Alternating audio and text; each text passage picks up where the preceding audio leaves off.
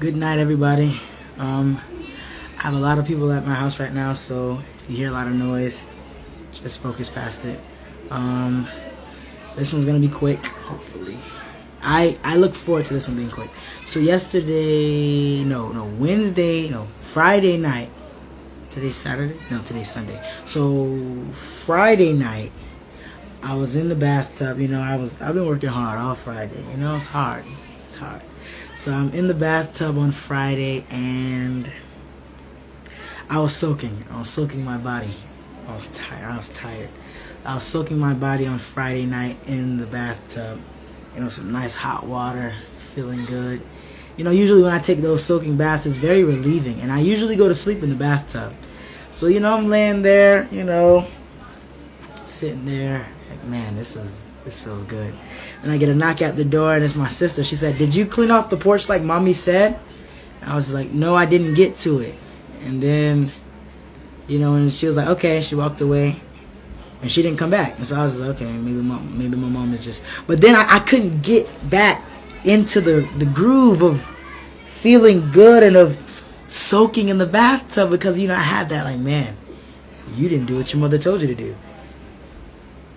And I felt the Lord telling me, like, hey, man, get out of the bathtub. You don't deserve to soak. You didn't obey. You need to get out of the bathtub. Like, I'm soaking. Get out of the bathtub. Go do what your mother told you to do. Like, man. So I got out of the bathtub, went out, cleaned off the porch, and then I came back inside. You can't get back in the bathtub. I bathed and then got out. I can't get back in. Like, man. So I just had to go to sleep. Like, oh, that's my loss. It's my loss. It is your loss. So we have to evaluate who are blessings for. Who are blessings for? Blessings are for who? Blessings are for those who obey. Blessings are for those who are faithful. Blessings are for those who are obedient, who work. Those who work get blessed. So yeah, those who work, they get blessed. If you don't work, you don't get blessed, because if you don't work, you don't get blessed, because God doesn't bless unfaithfulness. God doesn't bless the slothful, the lazy, the disobedient. He doesn't bless those people. So me, like, being in the bathtub, that's a blessing, and the relief that I feel, that is also a blessing. But I'm not allowed to enjoy that blessing if I have an area of disobedience. I hadn't cleaned off the porch like my mother told me to do earlier that day, and I said to her, I'm gonna get it done today. I didn't do it, so I had to, get out of the bathtub. You don't enjoy. No, you can't do it when you get out. Get out now and go and handle that. Like, man. So I got out of the bathtub and I went to go handle that, because blessings are for those who obey, not for those who are slothful. You don't get breaks and vacations if you're slothful, if you don't work, if you're lazy. You don't get vacations, because you're lazy. You live on vacation. You don't do anything. You don't do anything, you don't get a vacation. Vacations are for those who work. Those who work. And those who work, they don't take vacations on their own accord. The Lord tells them, hey, you need a vacation. The Lord tells them, because those who work, they don't think about that. Like, vacation? No, I need to work. I'm not working hard enough. It's the Lord that tells them, hey, no, you need a vacation. You need it. But those who are slothful, those are the ones who are always thinking, like, man, when am I going to get a vacation? Like, you haven't even broken a sweat, and you're thinking about a vacation? You don't need a vacation. What you need is some work. You need some work. Vacations are for those who work, not for those who are lazy or complainers. Those who complain, if you complain, it's because you're not working. You shouldn't have time to complain. Those who are working, they don't have time to complain, so they don't, because they're busy working. Those who aren't working, you aren't working when all you can do is complain. Talk about the bad. Man this, man that, man why is this, man why is that, this, that. You're not gonna make it in. You're not gonna be blessed by the Lord if you're always complaining, if you're not working. So in my case, the moral of the story is work. Is it moral of the thing? Work.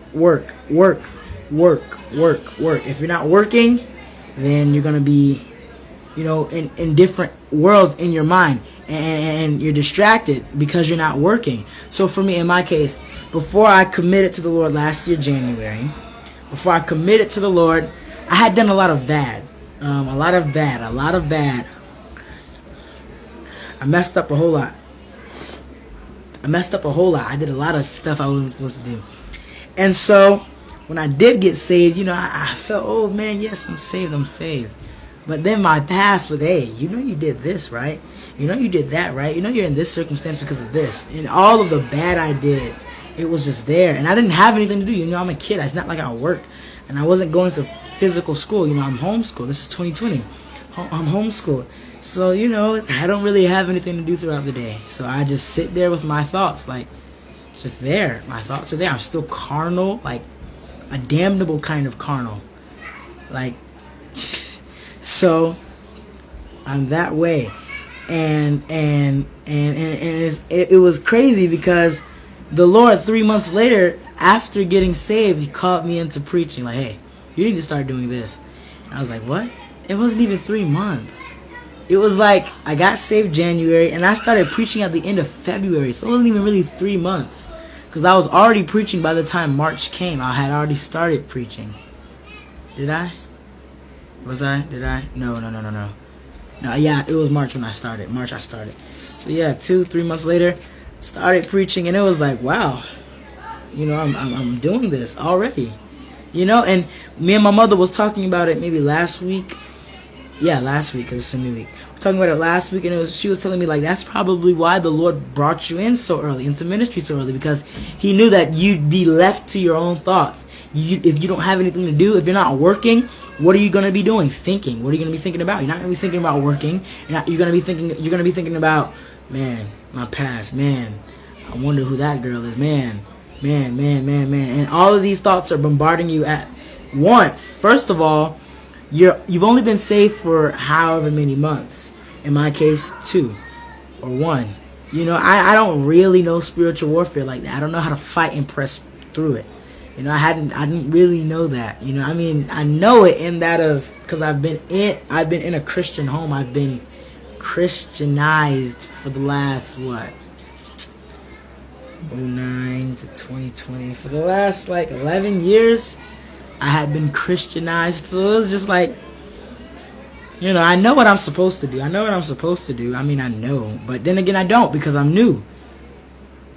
So it was just, so the Lord was like, okay, this guy, I don't want to lose him. So just put him over there. Make him do this.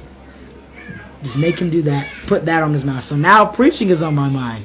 So instead of me sitting down thinking about dumb stuff, which I do sometimes, or I was at that time, still thinking, but also, thinking about, I wonder what my next video is going to be about. Doing videos is cool. Man, people are so wicked. All of that is in my head along with the bad, but it kind of overpowered the bad to whatever extent. So where I'm not going back, I haven't backslid, I've certainly made my mistakes, but I haven't backslid. And so that's an example. That's an example of working, or of the Lord putting you to work so that you're not open to the world, so that you're not open to the flesh. Because when you're not working, you're wasting time to whatever extent. I'm just doing this for right now. Yeah, but the devil has access to your mind because you're not working. And if you're not working, you're not going to be blessed, because blessings are for those who work, those who obey, those who are not lazy, those who are diligent in their business. So,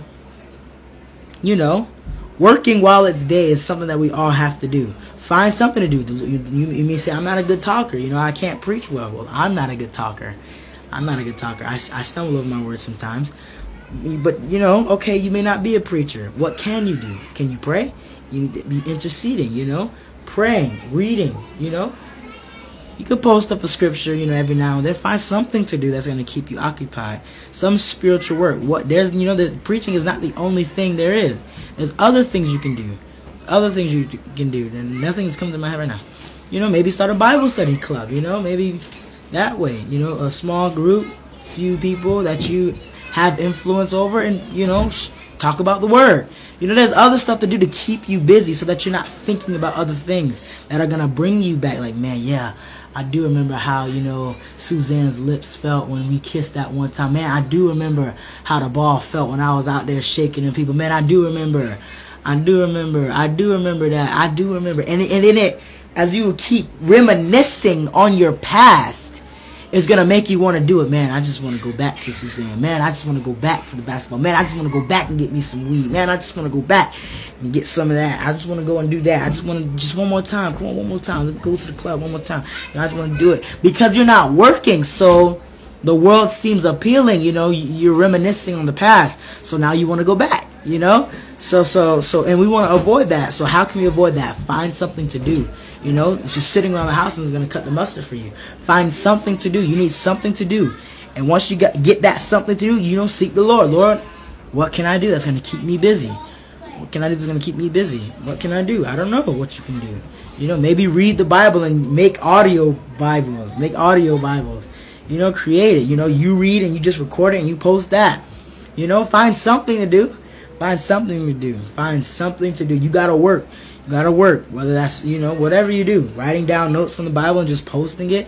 Whatever you do, you got to work. You got to find something to do. Something to do. Something to do. To keep you from wanting to go back. To keep you from being lazy and being, what's the word? To keep you from being stiff-minded? No. Stagnant, you know, in your spiritual growth, but because your mind is going to just be wandering. Man, I remember I used to do that. Man, I remember I used to do that. Man, I remember I used to do this. You know, so repentance is needed, and we got to find something to do as Christians. We can't be lazy. Jehovah's Witness people are winning more than us. You know, they're doing more work. You know, we can't afford. You know, Jesus Christ is coming back. The Antichrist is coming. The what is it called? The desolation of abomination, the abomination of desolation, one of them. That stuff is coming, and it may come in your day. Are you going to be ready? If you're not working, you're not going to be ready. You're not going to be ready. You can't say, oh, I'm going to just start working when that happens. No. You got to start now. Now is the time to start.